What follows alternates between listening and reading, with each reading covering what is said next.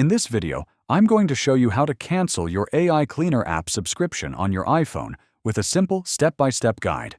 If you want to stop the subscription and avoid future charges, follow these easy steps. First, open the Settings app on your iPhone. Tap your name at the top to open your Apple ID settings. Select Subscriptions from the list. Find AI Cleaner in your active subscriptions and tap it. Tap Cancel Subscription at the bottom of the screen. You might need to confirm your choice by tapping Confirm or Yes. After canceling, your subscription will remain active until the end of the current billing period, so you can keep using the app until then. If you don't see AI Cleaner in your subscriptions, make sure you're signed in with the correct Apple ID or check if you subscribe directly through the app's website. That's it. Now you know how to cancel your AI Cleaner app subscription on iPhone quickly and easily. If this video helped you, please like and subscribe to the channel for more easy app tutorials and tips.